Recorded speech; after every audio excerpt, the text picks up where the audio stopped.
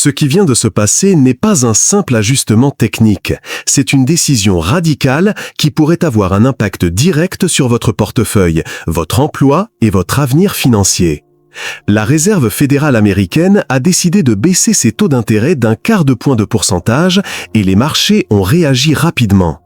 Certains se réjouissent de l'opportunité d'un crédit moins cher, d'autres sentent que leur épargne commence à perdre de sa valeur face à l'inflation. Mais ce n'est que la partie émergée de l'iceberg. Cette vidéo vous présente une cartographie complète de l'économie avec des chiffres récents, des analyses approfondies et des perspectives que peu de médias osent dévoiler.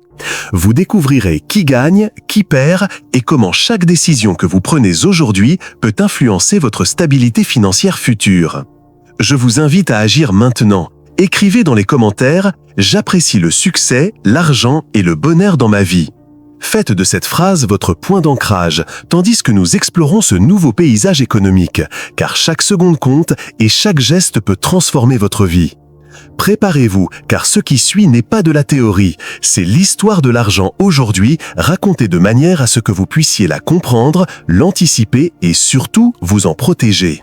Restez connectés, analysez et découvrez comment traverser cette tempête qui frappe déjà votre portefeuille. Début d'un nouveau cycle. La Fed baisse ses taux et ouvre la voie à l'argent bon marché. La Réserve fédérale américaine vient de prendre une mesure qui, bien qu'attendue par les analystes, est bien plus profonde qu'il n'y paraît à première vue. Elle a décidé de réduire son taux d'intérêt d'1/4 de point de pourcentage, le plaçant désormais dans une fourchette comprise entre 4 et 4,25%. Pour le citoyen moyen, une différence de 0,25% peut sembler insignifiante, presque invisible, comme si elle n'avait aucune incidence sur sa vie quotidienne. Pourtant, dans le monde financier, chaque dixième de point de pourcentage compte, et cette mesure marque le début d'une nouvelle ère pour la plus grande économie de la planète. Il ne s'agit pas seulement de cette première baisse. La Réserve fédérale elle-même prévoyait qu'au moins 2 baisses supplémentaires pourraient intervenir avant fin 2025. Cela signifie que la politique monétaire a changé de cap.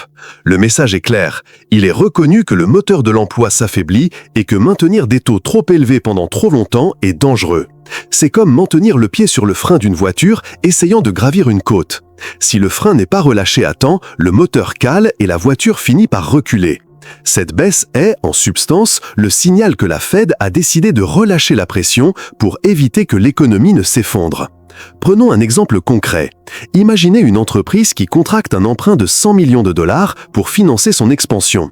Une réduction de seulement 0,25% représente une économie d'intérêt de 250 000 dollars par an. Si l'on applique ce chiffre à une grande entreprise gérant plusieurs prêts simultanément, on parle de millions de dollars libérés. Au niveau personnel, le même phénomène se produit. Un prêt immobilier de 200 000 dollars avec un tel ajustement peut coûter des centaines de dollars de moins chaque année. Ce qui semble être un changement infime sur le papier se transforme en un impact tangible sur les budgets des ménages et des entreprises. Mais il existe une raison encore plus profonde. Le concept invoqué par la Fed pour justifier cette décision est ce qu'elle appelle la gestion des risques. Qu'est-ce que cela signifie? L'agence constate des fissures dans l'économie. Nous ne sommes pas confrontés à une récession généralisée, mais les données sur la création d'emplois montrent des signes de ralentissement.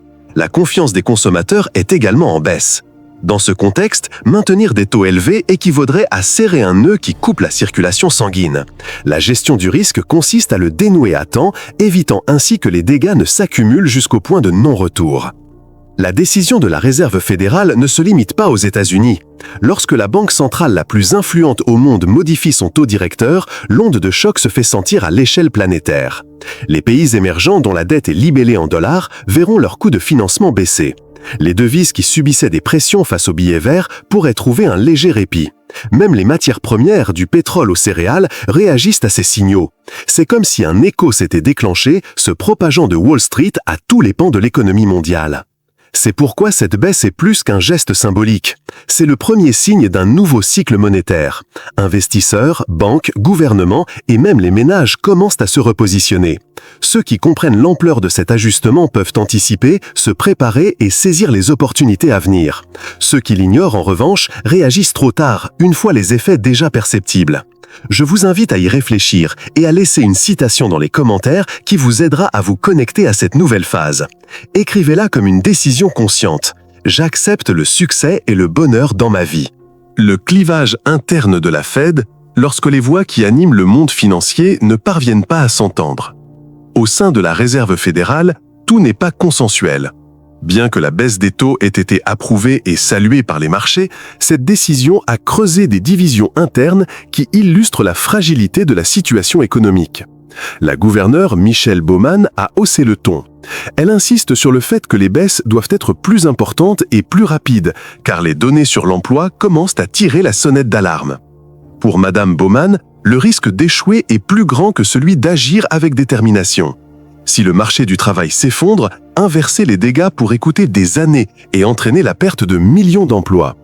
À l'autre extrême se trouve Jerome Powell, président de la Fed, qui répète un message de prudence depuis des mois. Powell sait qu'une baisse trop rapide des taux peut allumer un feu qui semblait maîtrisé, l'inflation.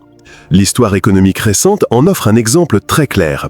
Dans les années 1970, la Réserve fédérale a abaissé ses taux précipitamment pour relancer l'emploi. Mais cette mesure a déclenché une spirale inflationniste qui a mis une décennie à être contenue. Powell ne souhaite pas revivre ce cauchemar, car cela serait dévastateur pour la crédibilité de l'institution. Au milieu de ces deux visions, une troisième voie émerge, celle d'Ostan Goolsbee et d'autres membres qui mettent en garde contre un scénario particulièrement dangereux, la stagflation. Ce phénomène où l'économie stagne tandis que les prix continuent d'augmenter. C'est la tempête parfaite pour tout pays. Des gens perdent leur emploi, des entreprises ferment des projets et parallèlement, le coût de la vie augmente. C'est une impasse où chaque mesure de politique monétaire semble aggraver le problème. La simple mention de ce mot fait froid dans le dos à Wall Street. Ces tensions internes à la Fed se traduisent par un exercice d'équilibriste qui affecte des millions de personnes. Il ne s'agit pas seulement d'un débat académique. Si l'aile la plus belliciste l'emporte, les baisses de taux s'accéléreront, bénéficiant aux débiteurs et aux investisseurs, mais risquant une résurgence de l'inflation. Si Powell l'emporte, les baisses seront progressives, protégeant la valeur du dollar, mais prolongeant la souffrance de ceux qui sont prisonniers d'une dette coûteuse et des entreprises en manque d'oxygène financier.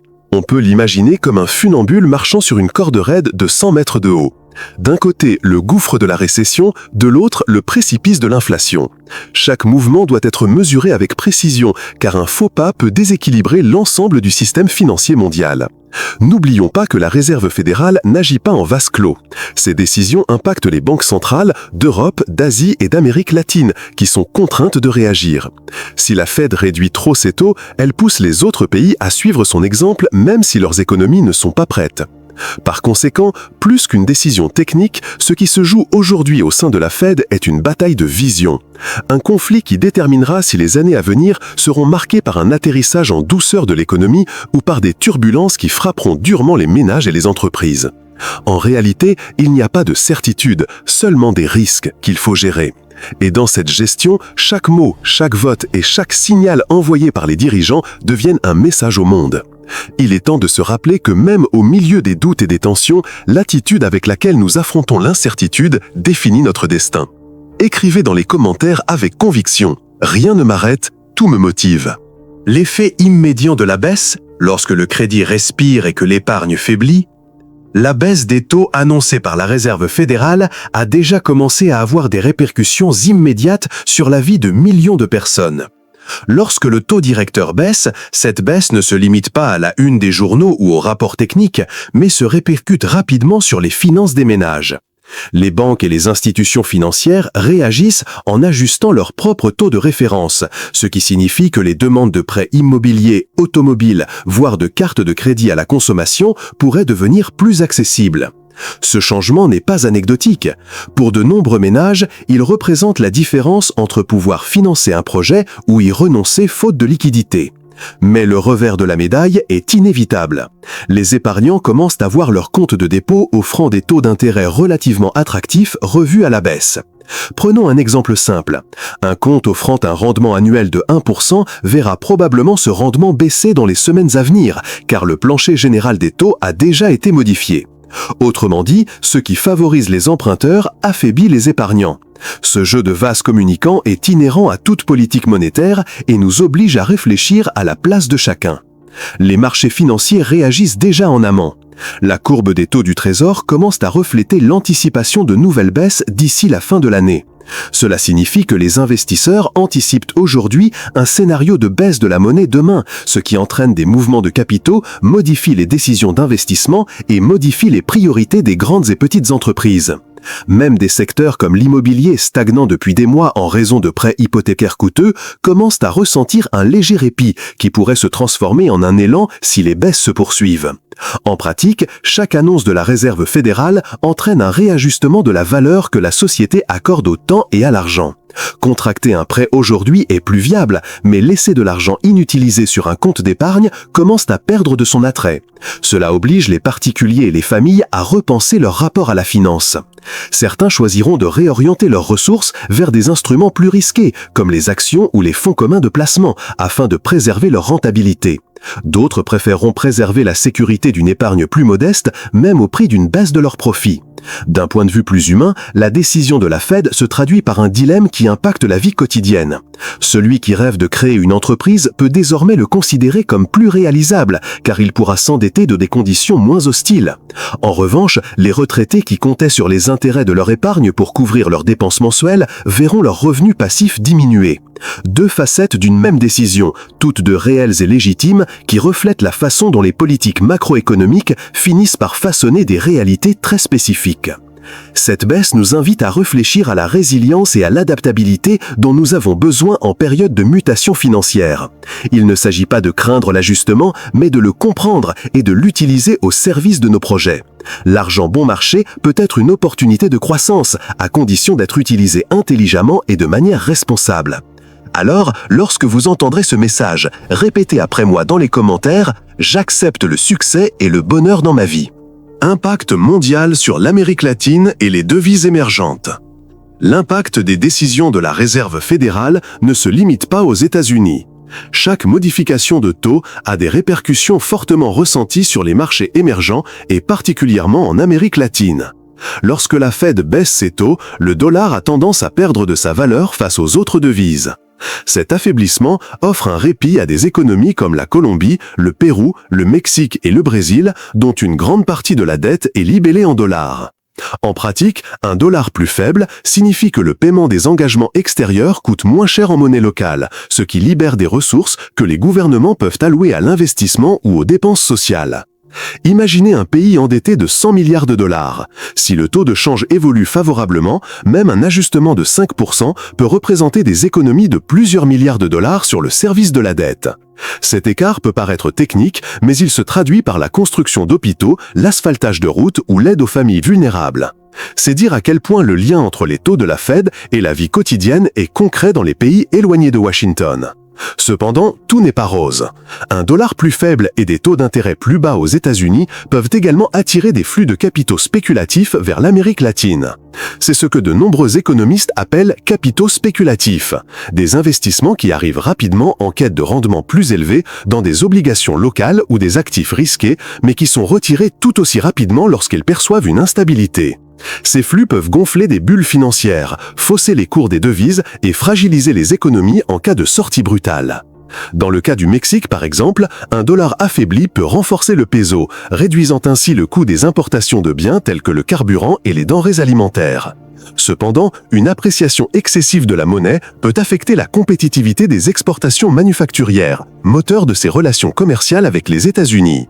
Le Brésil, pour sa part, pourrait bénéficier d'un réal plus fort, qui allégerait sa dette extérieure, même s'il subit parallèlement une pression sur les prix de ses matières premières si le dollar perd trop de terrain sur les marchés mondiaux. L'Amérique latine a toujours vécu sur la corde raide de la dépendance financière internationale.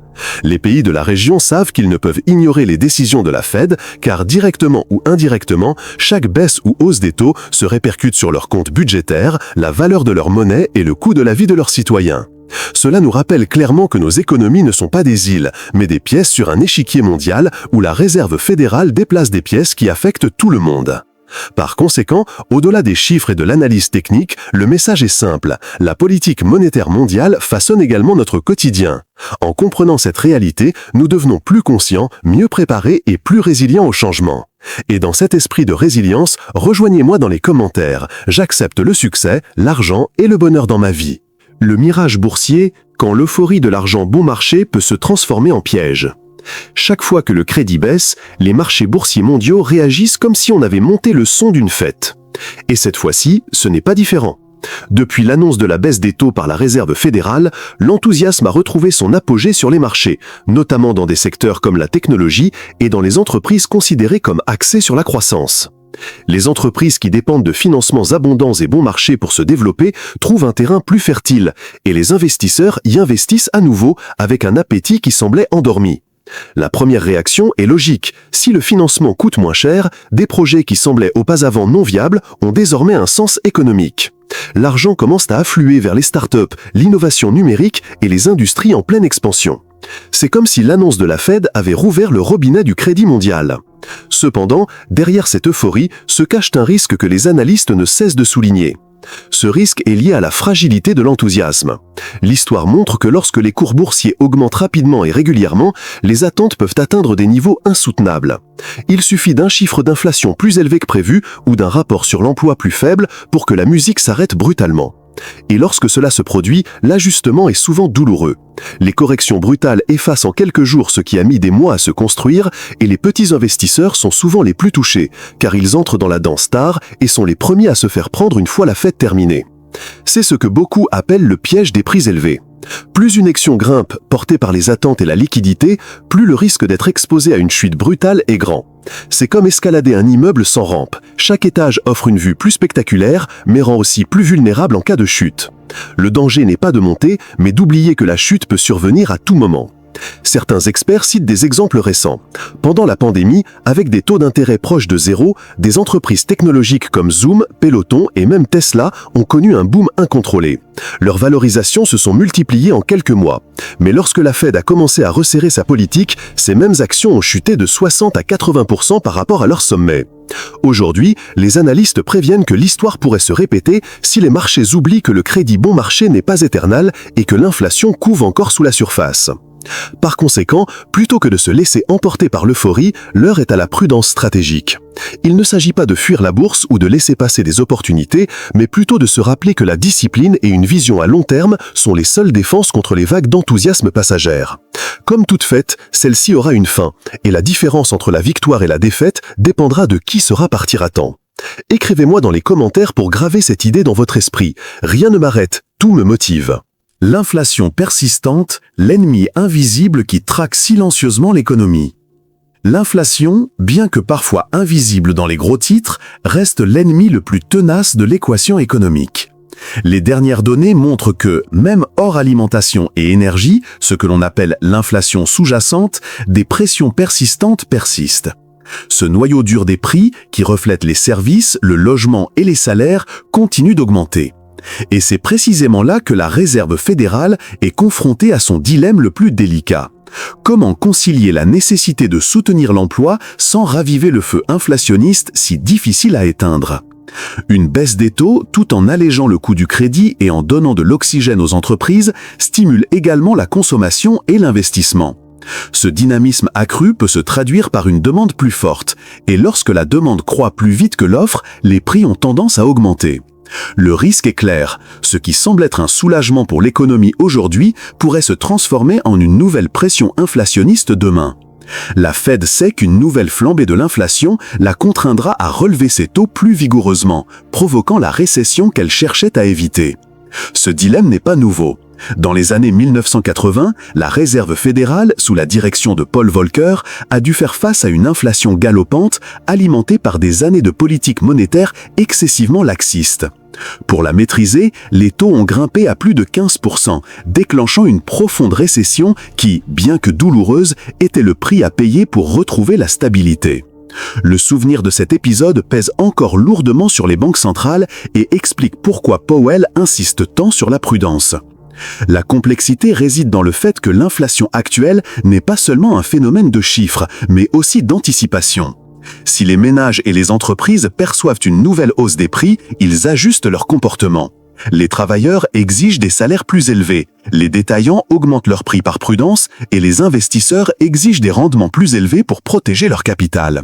Cette dynamique des anticipations peut se transformer en prophétie autoréalisatrice, où la peur de l'inflation finit par engendrer davantage d'inflation.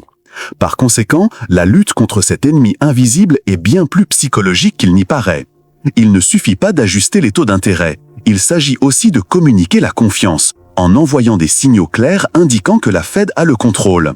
Chaque déclaration de Powell ou d'un gouverneur de la Réserve fédérale n'est pas une simple analyse technique, mais un message destiné à façonner la perception de millions d'acteurs économiques. En fin de compte, nous constatons un nœud qui reflète la fragilité du système tout entier. Réduire les dépenses pour protéger les travailleurs peut finir par pénaliser ces mêmes travailleurs si les prix augmentent plus vite que prévu. C'est un équilibre précaire qui exige clarté et patience. Et pendant que la Fed mène ce combat, nous devons nous aussi renforcer notre propre discipline financière.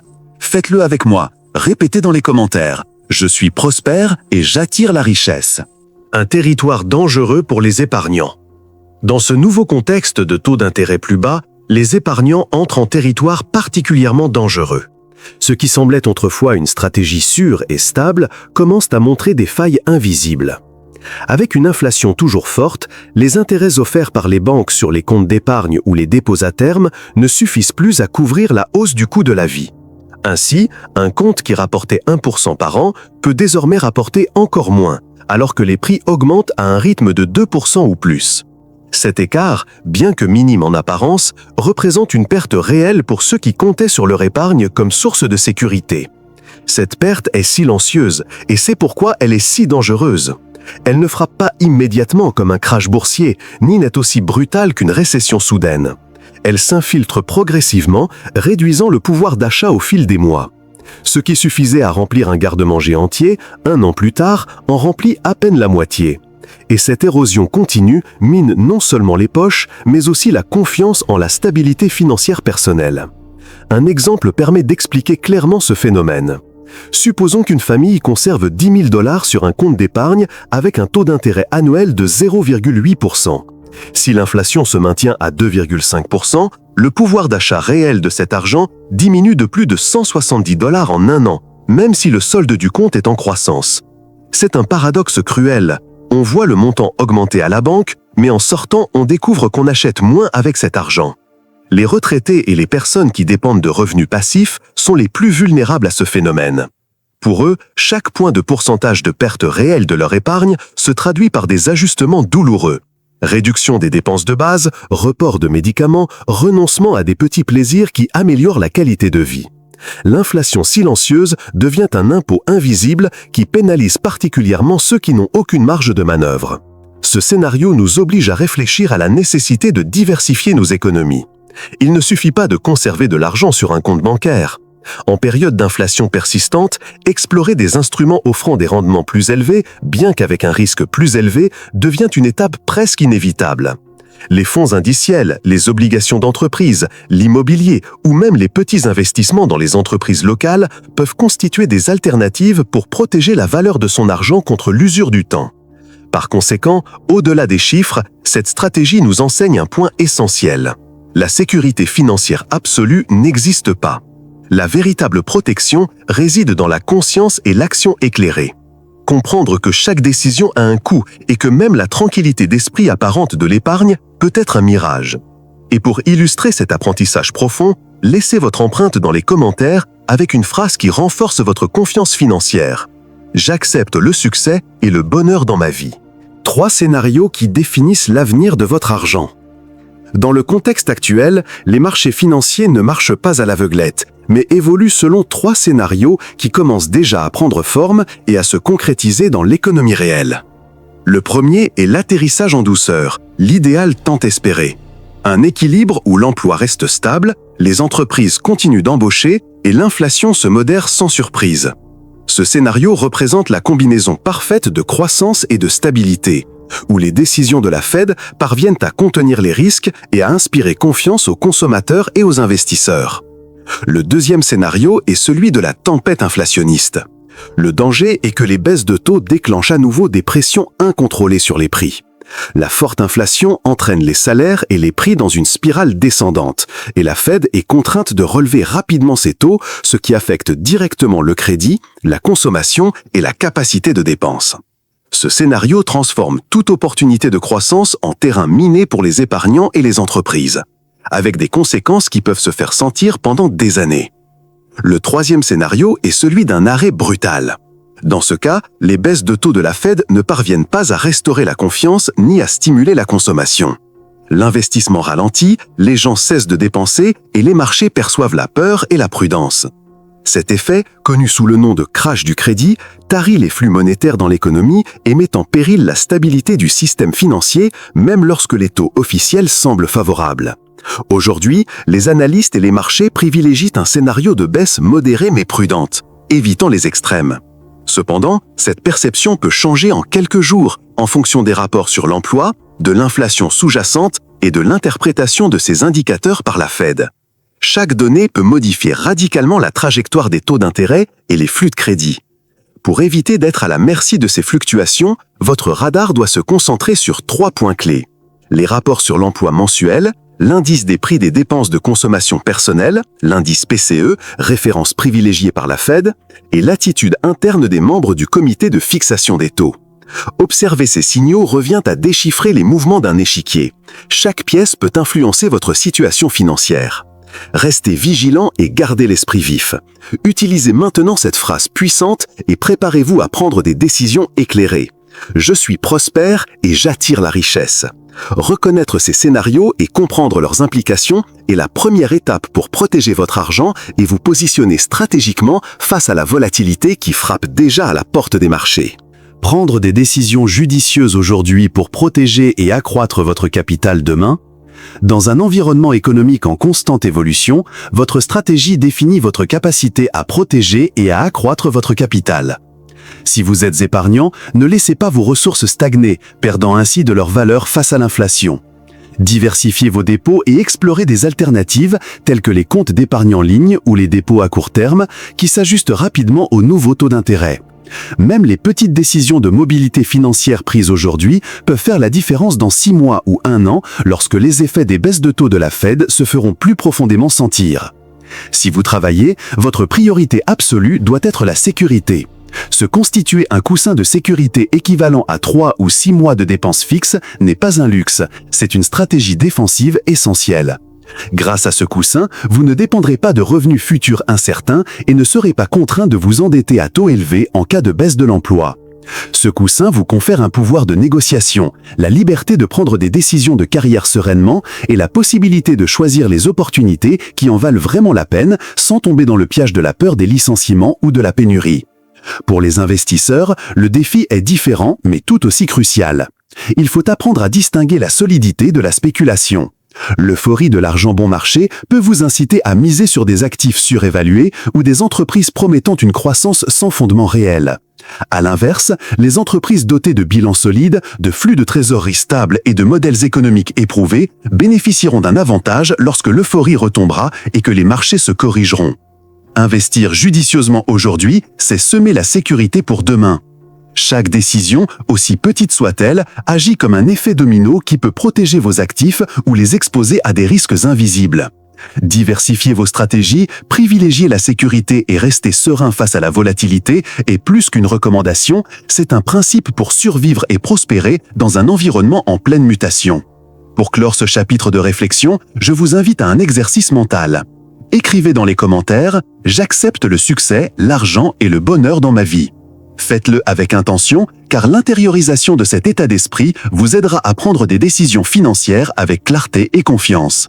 N'oubliez pas qu'agir aujourd'hui avec stratégie et détermination n'est pas seulement un plan, c'est le moyen de garantir que votre argent travaille pour vous, même lorsque les marchés semblent imprévisibles et que l'économie mondiale évolue avec incertitude. Nous avons vu qu'une simple baisse d'1/4 de point n'est pas un simple geste technique, c'est une décision stratégique aux répercussions mondiales. Elle redistribue le pouvoir financier, met sous pression les épargnants et vise à protéger l'emploi dans un contexte économique qui commence à ralentir. Ce qui est en jeu, ce n'est pas seulement votre compte aujourd'hui, mais votre capacité à prendre des décisions demain. Ne vous laissez pas abattre par le système. Comprenez, agissez et restez attentif à chaque signal du marché. Si ce message vous a interpellé, c'est que vous êtes prêt à aller plus loin. Abonnez-vous et rejoignez-moi dans cette aventure, car la prochaine vague de liquidité n'attendra personne. À bientôt dans le prochain épisode, prêt à comprendre, anticiper et tirer parti de chaque mouvement du système financier.